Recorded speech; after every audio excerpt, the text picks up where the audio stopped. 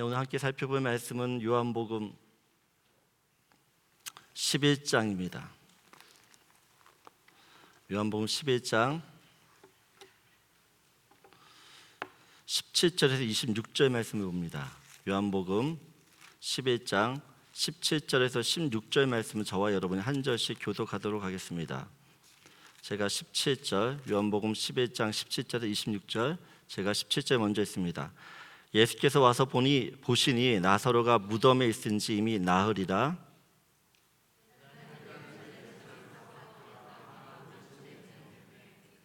많은 유대인이 마르다와 마리아에게 그 오라비의 일로 위문하러 왔더니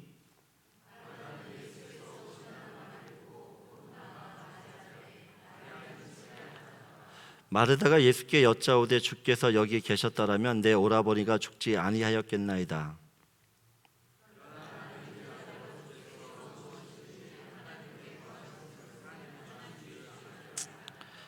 예수께서 이르시되 내 오라비가 다시 살아나리라.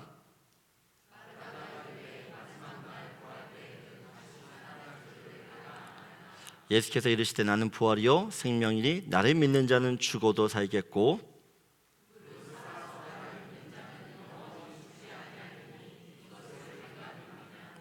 아멘. 마르다와 마리아의 오빠인 나사로가 죽었습니다.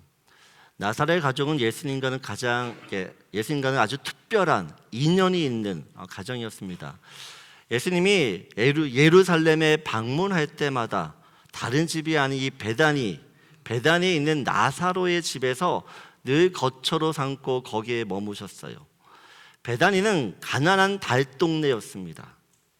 달동네에 있는 집이 얼마나 좋겠어요. 그렇다고 나사로의 집이 넉넉한 부자인 집안도 아니었습니다. 그럼에도 예수님은 항상 이 베다니에 있는 나사로의 집에 제자들과 함께 머물었고 그들과 함께 생활했다는 것이에요. 이유는 단 한 가지입니다. 예수님께서 이 가정을 너무 사랑하셨다는 것이에요. 이 가정을 너무 사랑하셔서 이 가정과 늘 함께하기를 원하셨습니다. 3절을 보게 되어지면 이렇게 이야기합니다. 이에 누이들이 예수께 사람을 보내 이르되 주여 보시옵소서 사랑하는 자가 병들었나이다 라고 이야기해요. 나사로가 죽을 병에 걸려가지고 이 마르다와 마리아가 예수님한테 이제 전가를 보낸 거죠. 우리 오빠가 죽었으니 빨리 와달라고. 그때 뭐라고 이야기했죠? 사랑하시는 자가 병들었나이다 라고 해요. 누가 사랑하는 자입니까? 예수님이 나사로를 사랑한다라고 이야기해요. 11절을 보게 되어지면 이렇게 이야기합니다. 이 말씀을 하신 후에 또 이르시되 우리 친구 나사로가 잠들었도다. 예수님께서 나사로를 누구라고 부르죠? 친구라고 부릅니다. 성경에서 예수님께서 내 친구야 라고 하는 사람이 몇 명이나 됐겠어요? 근데 예수님께서는 어떻게 해요? 나사로를 향해서 내 친구라고 이야기합니다. 35절 36절을 보게 되어지면 예수께서 눈물을 흘리시더라. 36절 같이 읽겠습니다. 이에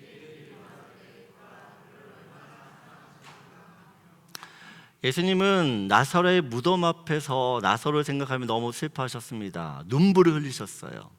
그리고 그런 예수님의 모습을 보면서 유대인들이 어떤 생각을 합니까? 예수님이 정말 나사로를 사랑하셨구나. 그렇게 느낄 수 있을 정도였습니다. 여러분, 사랑하는 사람이 죽었습니다. 그런데 그 사랑하는 사람의 죽음 앞에서 인간이 할 수 있는 건 아무것도 없어요. 무기력 그 자체입니다. 인간이 아무리 에베레스트 산을 정복하고 우주를 왔다 갔다 하고 챗GPT라고 해서 AI 이런 것들을 발명한다 할지라도 죽음의 문제 앞에서는 무기력합니다. 세상의 모든 것을 정복해도 이 죽음은 정복할 수 없는 문제이기 때문에 그렇습니다. 그래서 인간이 할 수 있는 일이라곤 그 죽음 앞에서 눈물을 흘리며 슬퍼하는 게 전부예요. 그래서 죽음은 모든 인간에게 절망의 소식이며 또한 비극의 소식이며 슬픔의 소식입니다. 얼마 전 뉴스를 보는데요, 저한테 눈에 띄는 기사가 있어요. 눈에 띈다라는 것은 그 뉴스 내용이 저랑 관계가 있다라는 거죠. 어떤 내용이냐, 정부에서 대학생들에게 좀 더 많은 학자금을 대출해 준다라는 것이에요. 지원해 준다는 거예요. 제가 이 소식, 이 뉴스를 보는데 너무 좋은 거예요. 이제 우리 둘째도 이제 대학교 올라가거든요. 그래서 정부가 공부하는데 더 많은 지원금을 준다니까 얼마나 부모로서 마음이 가볍겠어요. 그런데 어떤 분에게는 이 소식이, 제가 들었던 소식이 그렇게 반갑지 않을 수가 있죠. 왜? 자녀들이 어리거나, 너무 어리거나, 또 자녀들이 다 성장해서 졸업했으면 해당 사항이 없잖아요. 그래서 이 소식 들었을 때도 그렇게 별로 반갑지 않은 것입니다. 어떤 사람에게는 오히려 나쁜 소식처럼 들릴 수 있어요. 내가 이렇게 세금 낸 걸 가지고 저렇게 쓴다고? 이렇게 생각한 사람한테는 그 소식이 별로 좋은 소식이 아닌 거죠. 여러분, 세상의 소식들은 들었을 때 어떤 사람에게는 좋은 소식이지만 어떤 사람에게는 그렇게 별로 반갑지 않은 소식일 수 있습니다. 들려오는 이 소식이 나한테 좋은 소식이 되려면 이것이 나한테 필요한 소식이 되어야 됩니다. 나한테 유익이 되어야지만 좋은 소식이에요. 하지만 세상에서 들려오는 소식들은 모든 사람을 만족할 수 있지 않아요. 세상에서 정말 좋은 소식이라고 이야기하는데 그 좋은 소식들은 어떤 사람에게는 좋고 어떤 사람에게는 좋지 않고, 더 나아가 어떤 사람한테는 기분 나쁜 소식일 수 있다는 것입니다. 그런데 하나님께서 우리 인간들에게, 모든 사람들에게 정말 들려주고 싶은 좋은 소식이 있다라고 이야기합니다. 그것을 복음이라고 해요. 복음. 하나님이 주시는 이 복음은요, 들었을 때 모든 사람들이 너무 좋은 거예요. 이 소식을 들었을 때 정말? 이라고 만족할 만한 소식이라는 것입니다. 하나님께서 우리한테 주고자 하시는, 들려주고 싶어하는, 정말 주고 싶어하는 그 소식은 무엇이냐라고 할 때 로마서 우리 1장 2절에서 4절 말씀인데요, 우리 한번 같이 읽겠습니다. 이 복음은 하나님이 선지자들을 통하여 그의 아들에 관하여 성경에 미리 약속한 것이라. 그의 아들에 관하여 말하면 육신으로는 다윗의 혈통에서 나셨고 성경의 영으로는 죽은 자들 가운데서 부활하사 능력으로 하나님의 아들로 선포되셨으니 곧 우리 주 예수 그리스도시라. 오늘 2절을 보게 되어지면 복음은 해서 뭐예요? 복음은 뭐냐라고 할 때, 우리가 저랑 성경 공부하신 분들 알죠? 복음은 뭐예요? 복음은 약속입니다. 약속. 무슨 약속이에요? 하나님의 아들에 관한 약속이에요. 하나님의 아들. 하나님의 아들에 관한 약속인데 그 하나님의 아들 누구죠? 예수님. 예수님이 무슨 약속을 하시냐는 것이에요. 여러분, 예수님은 부활을 약속하세요. 부활. 여러분, 모든 인간은 죽습니다. 그런데 죽은 자가 다시 살 수 있다라는 방법이 있고, 죽은 자가 다시 죽음을 이길 수 있는 길이 있다라는 이런 소식이 있다라는 것이에요. 좀 죽은 자가 다시 살 수 있다라는 거, 모든 사람이 죽는데 다시 살 수 있다는 이 소식을 여러분 들었을 때 좋은가요? 안 좋은가요? 별로 안 좋으신가 보네. 내가 지금 죽어가는데 죽는 사람 앞에 당신 살아요, 다시 살 수 있어요 라고 하는 이 소식은 정말 반가운 소식이 될 수밖에 없다는 것이에요. 죽음의 문턱 앞에 있는 사람들한테는 이 부활의 소식이 더 복음으로 다가올 것입니다. 하지만 사람들은 죽음에서 다시 산다는 이 부활의 소식을 들었음에도 불구하고 별로 반가워하지 않아요. 왜요? 믿어지지가 않으니까. 사람이 죽으면 끝이지, 죽었는데 어떻게 다시 살 수 있어? 그런데 예수님께서는 한술 더 떠서 무엇이라고 나는 부활이야 라고 이야기하세요. 부활도 믿기 어려운데 예수님 또 자신을 나는 부활이야 라고 사람들한테 이야기를 하니까 이게 사람들 이해가 안 되는 것입니다. 그래서 예수님께서는 부활이 어떤 것인지를 이 나사로의 죽음 사건을 통해서 사람들에게 알려주세요. 오늘 17절을 보면 예수께서 와서 보시니 나사로가 무덤에 있은지 나흘이라 라고 이야기합니다. 이 당시 유대 사회에서는 사람이 죽어도 3일 안에 다시 깨어날 수 있다고 생각했습니다. 실제로 영혼이 몸을 떠났지만 3일 후에 다시 돌아오는 경우도 있어요. 그래서 3일 안에 다시 살 수 있다는 어떤 그런 희망을 가지고 있습니다. 네, 4일이 지나면 어떻게 해요?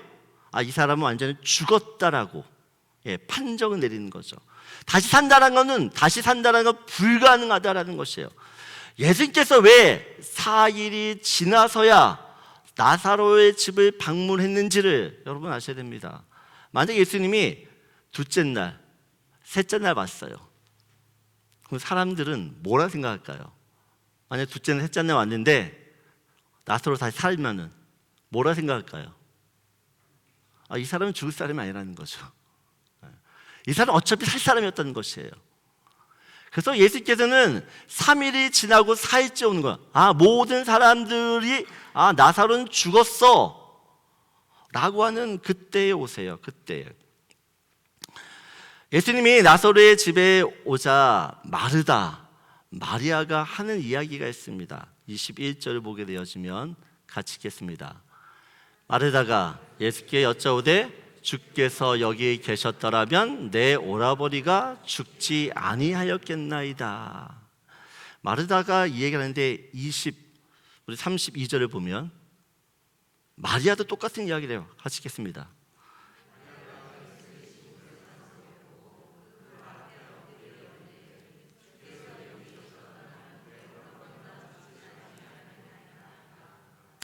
마르다와 마리아는 오빠 나사로가 죽을 병에 걸려 거의 호흡이 끊어지기 직전이라도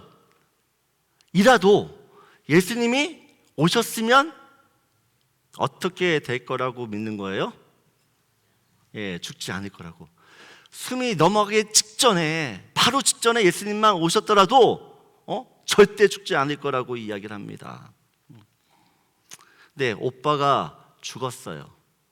그리고 죽은 나사로에게 지금 예수님이 오셨어요.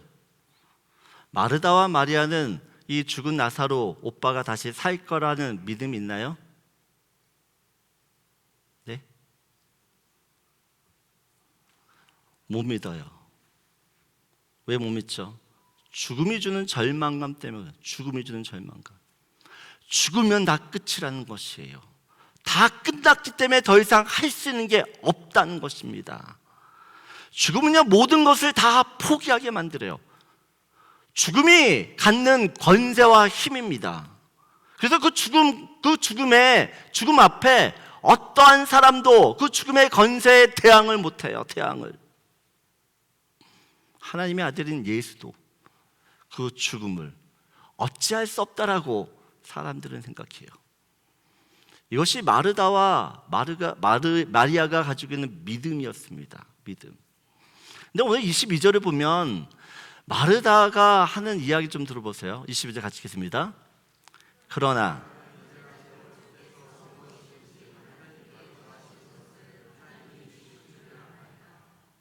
지금 마르다가 무엇이라고 이야기해요? 나는 이제라도 주께서 무엇이든지 하나님께 구하시는 것을 하나님이 주실 줄을 아나이다. 무슨 말이에요?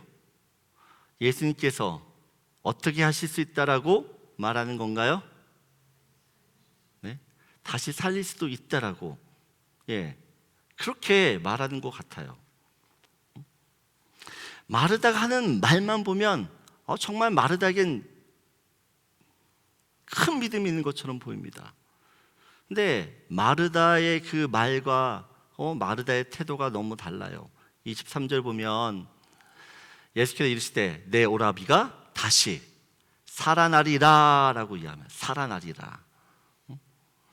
예수님이 아니야, 네 오빠 다시 살아나 다시 살 거야 라고 이야기하는데 마르다가 뭐라고 이야기하죠? 24절 같이 읽겠습니다.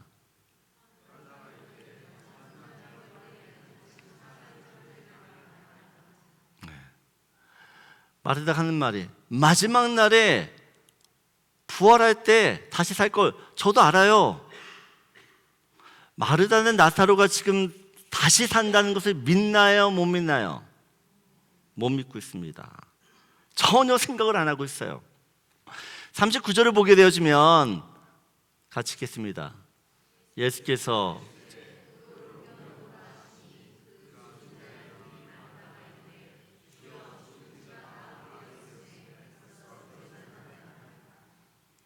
예수님께서 어떻게 해요?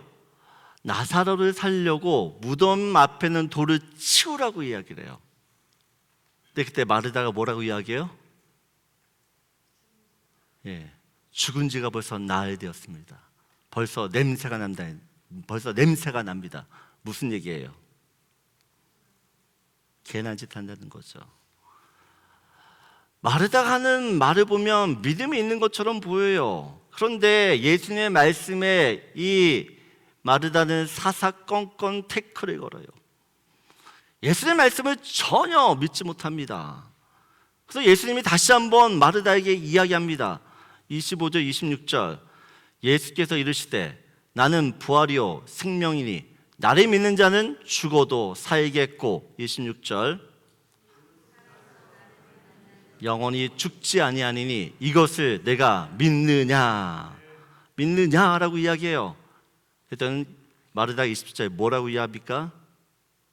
27절 읽겠습니다.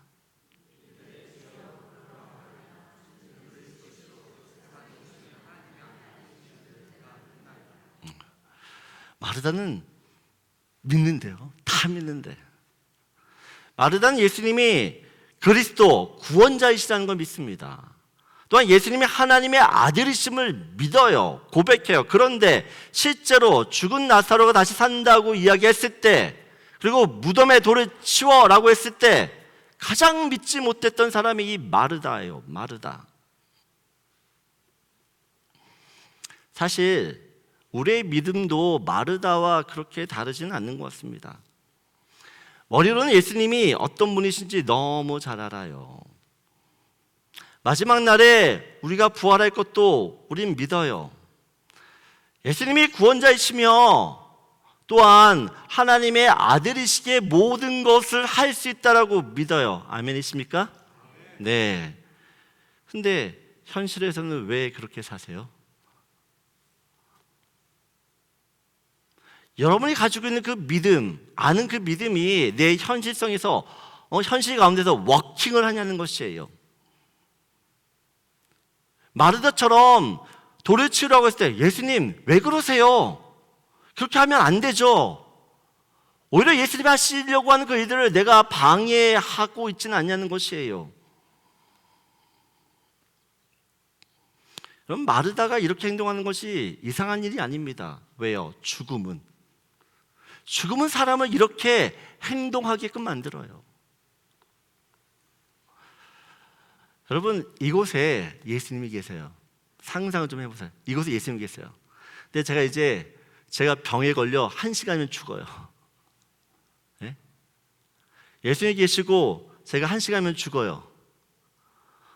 저는 살까요? 죽을까요? 네. 죽기를 바라세요? 예, 살아요. 근데 여기 예수님이 계시는데 제가 죽은 지 3일이 지났어요. 사흘이 지났어요. 다시 살까요? 아니면 계속 죽어 있을까요? 네? 뭐라고요? 사나요? 네, 살아요.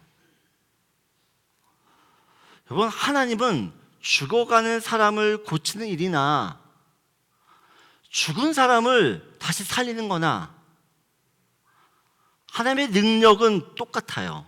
아멘이세요? 다르지 않다는 것이에요. 숨이 나사로가 죽어가고 있다는 건 이미 그 사람은 죽은 거나 마찬가지예요. 근데 사람들은 호흡이 붙어 있으면 살 거라고 생각하고, 호흡이 끊어지면 이제 끝났다고 생각하는 것이에요.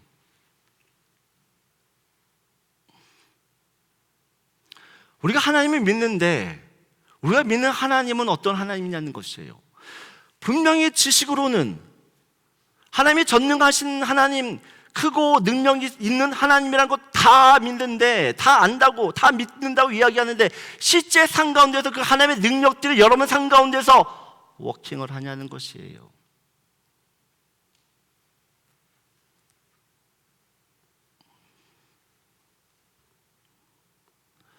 마르다, 마리아, 제자들까지 예수님은 하나님의 아들이심을 믿었습니다.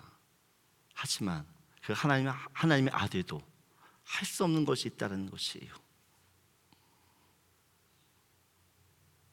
그게 우리 믿음이에요, 지금. 여러분, 우리 삶에도 인간의 죽음처럼 도저히 내 힘으로 해결할 수 없는 죽음과 같은 고난, 어려움, 역경, 그 문제들이 있어요. 죽었기 때문에 더 이상 손을 댈 수가 없어. 죽었기 때문에 도저히 해결이 안 돼. 그 죽음 앞에 있는 그 문제들로 인하여 좌절합니다.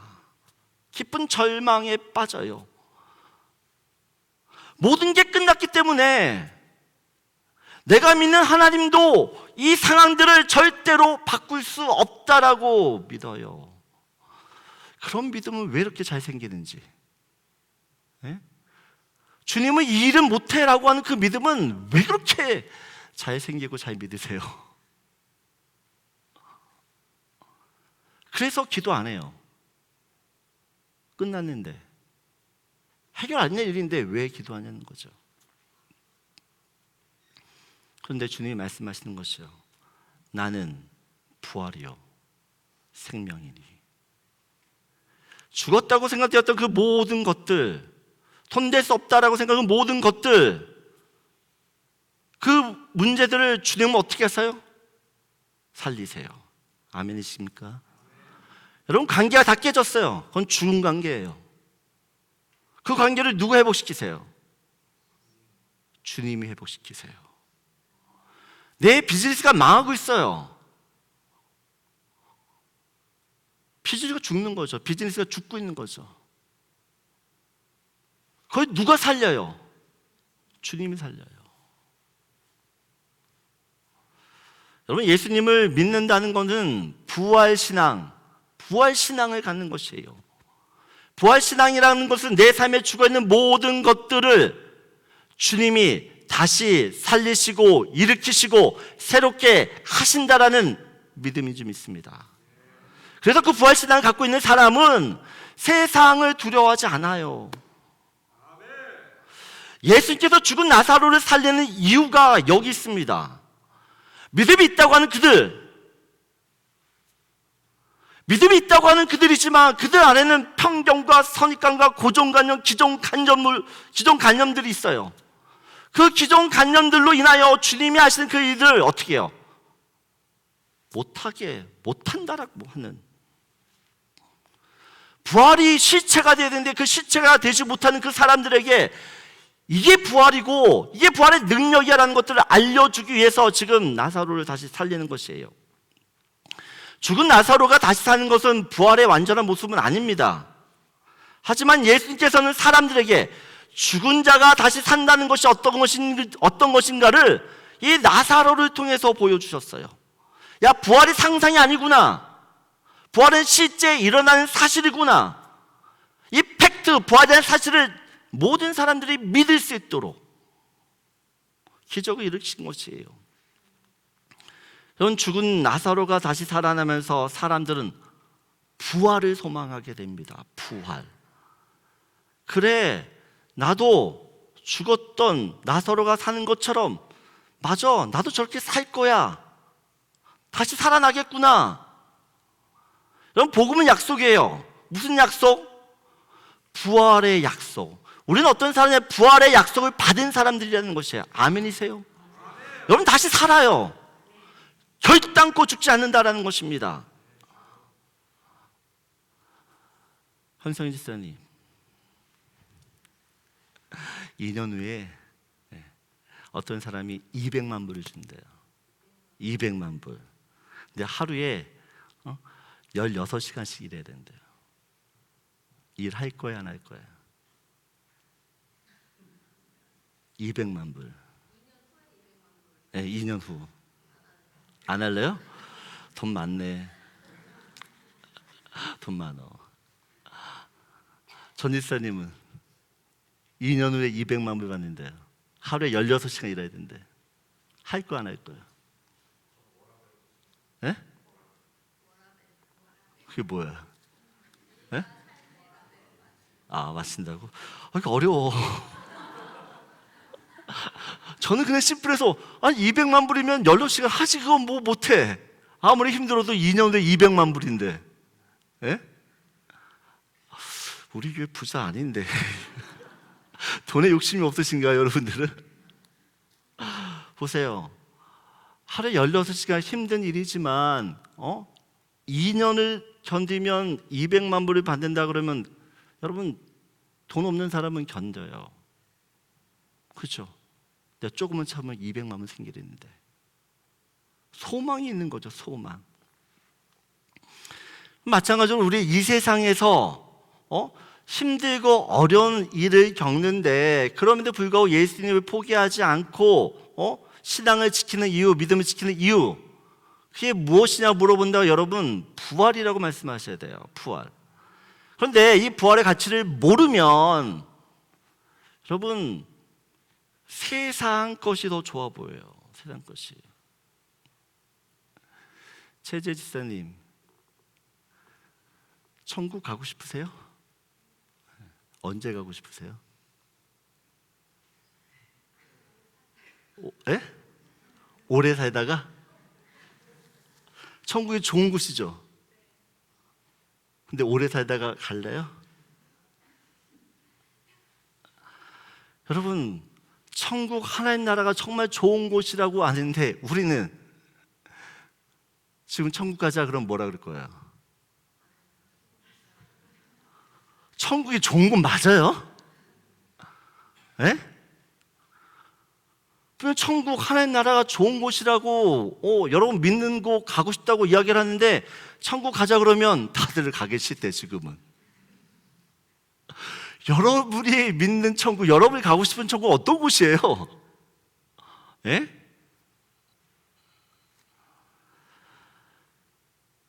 여러분, 천국을 모르고 부활이 모르면 우리가 계속해서 이 세상에 애착을 갖는 거예요. 애착을. 지난주에 말씀드렸죠. 애벌레는 기어다니는 삶을 삽니다. 애벌레는 오직 앞으로만 가요. 근데 그 애벌레가 꼬치 속에 죽었어요. 죽어서 뭘로 다시 태어나요? 나비로 태어나요. 나비로. 여러분, 이 날아다니는 나비가 다시 기어다니는 애벌레로 돌아가고 싶을까요? 예? 왜요? 왜 가고 싶지 않은, 왜 들어가고 싶지 않은, 왜 돌아가고 싶지 않은 거예요? 그죠? 날아다녀 보니까 기어다니는 것이 얼마나 비참한 것인지를 알거든요.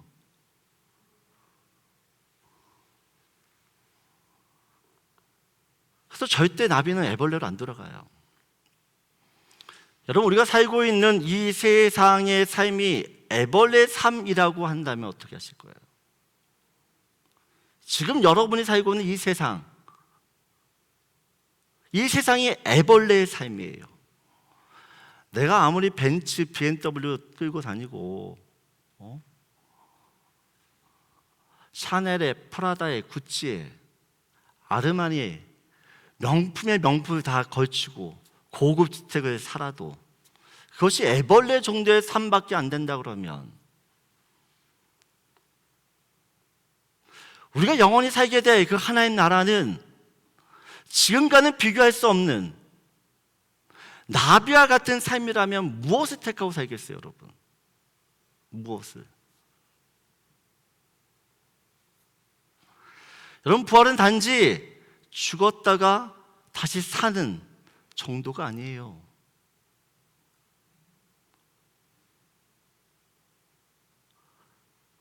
차원이 높아진다라고 이야기했어요. 1차원, 2차원, 3차원. 여러분, 1차원에 애벌레가 1차원인데 나비는 3차원이에요. 1차원에서 3차원에만 세계 들어가도 사는 게 너무 편해져. 퀄리티가 달라져. 근데 우리가 살고 있는 세상은 3차원이지만 하나님이 계시는 그 하나님 나라는 4차원 이상의 세상이라고 이야기해요. 그러면 지금의 세상과는 완전히 다른 세상이에요. 그 하나님 나라는. 우리가 요한복음의 기적을 보았지만 여러분, 요한복음의 기적들은 하나님 나라에서는 그냥 일상적인 일입니다. 일상적인 일. 하지만 그 하나님 나라에 있었던 그 일상적인 일들이 3차원 세계 가운데 침투되어졌을 때 어떤 일이 벌어지는 것이요? 기적이라고 얘기하는 것이에요. 기적. 물이 포도주 바뀌어요. 질량불변의 법칙이 깨졌죠. 여러분, 물은 스스로 포도주로 바뀌어지지 않아요. 스스로 변할 수 있는 게 아니라는 거예요. 외부의 어떤 화학적인 반응을 통해서만 바뀌어져요. 근데 예수님께서 물을 포도주로 바꿉니다. 질량불변이라는 것이 전혀 소용이 없어요. 왕의 신하의 아들이 병이 났습니다. 근데 예수님께서 뭘로요? 말 한마디로. 우리가 밴쿠버 살고 있는데 한국에 있는 지인이 좀 죽을 병에 걸렸어요. 근데 여기서 기도했는데 어떻게 해요? 한국에서 나왔어요. 공간을 초월하는 것입니다. 30년 된 병자가 병이 나요. 38년의 시간 동안 누워 있었습니다. 시간이 멈췄어요, 그 사람한테는. 근데 어떻게 해요? 자기가 누웠던 자리에서 다시 일어납니다. 날 때부터 맹인, 유전법칙이에요. 그 유전법칙이 깨졌어요. 오병이의 기적은 질량 보전의 법칙을 깨지죠. 여러분, 어떤 이 질량이라는 것은 어떤 양이 있어요. 근데 자기가 가진 질량이 스스로 늘어나거나 스스로 줄어들지 못해요. 근데 오병의 기적은 무한대로 늘어나요. 무한대. 무리를 걷는 기적, 중력의 법칙을 거스리는 거죠. 나사로가 다시 사는 기적, 죽음의 법칙. 여러분, 이 세상에 우리가 가지고 있는 모든 법칙들은 하나님 나라에서는 다 쓸모가 없는 거예요. 우리 이 법칙에 갇혀 살지만 하나님 나라 이 모든 것을 초월하는 세계예요.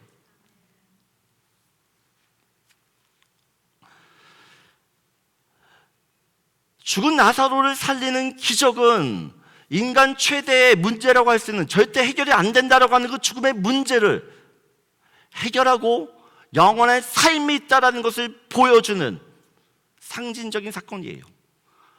이 나사로 다시 살아나는 이 사건은 예수님의 십자가의 사건, 죽으셨다 다시 산다라는 것을 예표하기도 합니다.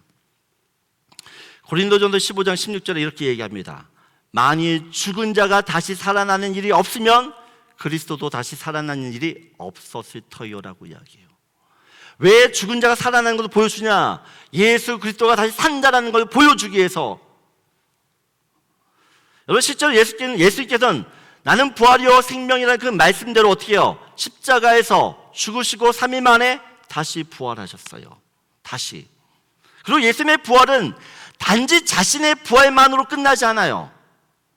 나는 부활이요라고 하는 이야기는 내가 너에게도 부활을 주겠다라는 것이에요.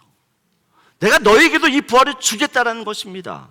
그래서 고린도전서 15장 20절에 이야기합니다. 같이 읽겠습니다.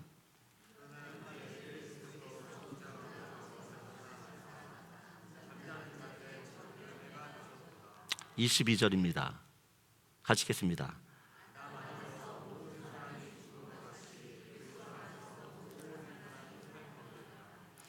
예수님이 죽음에서 다시 살아나셨습니다. 부활하셨습니다. 근데 그 부활이 무엇을 우리한테 의미한다고요? 너희도 부활할 것이라는 것이에요. 여러분, 우리가 어떻게 하면 예수님처럼 부활할 수 있습니까? 예수님 아까 말씀하셨죠. 25절 26절 같이 읽겠습니다. 예수께서 이르시되 나는 부활이요 생명이니 나를 믿는 자는 죽어도 살겠고, 26절 무릇 살아서.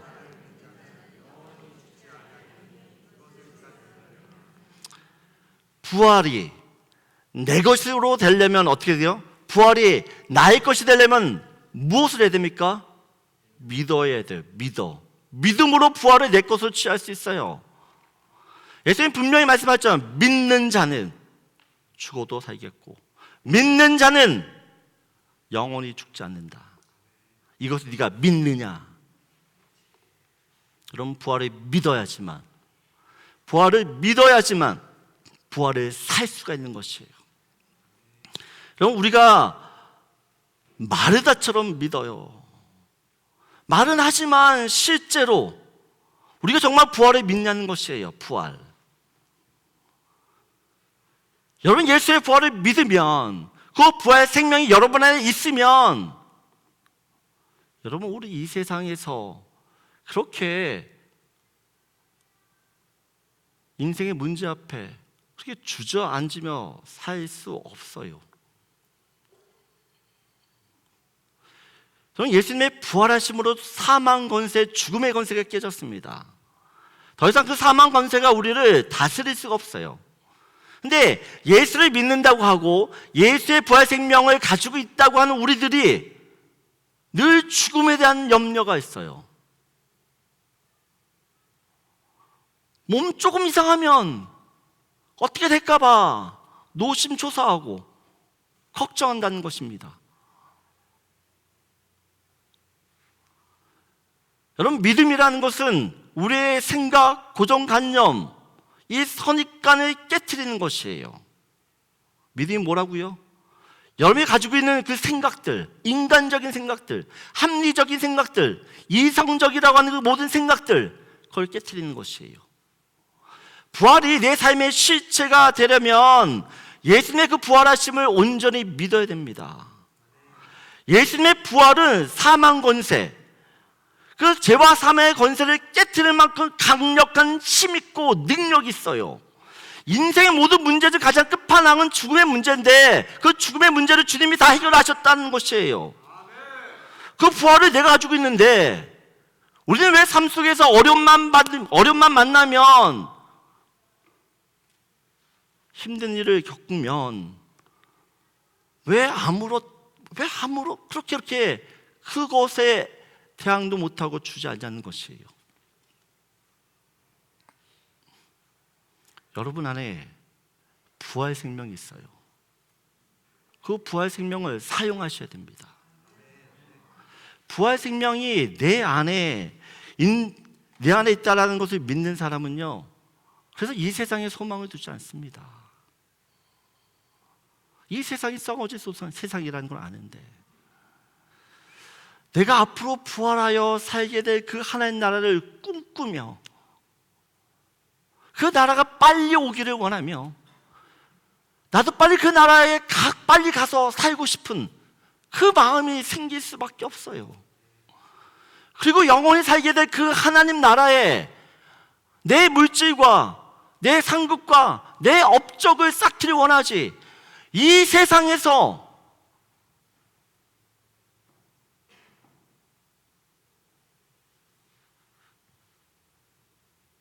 아둥바둥하면서 모으려고 하지 않아요.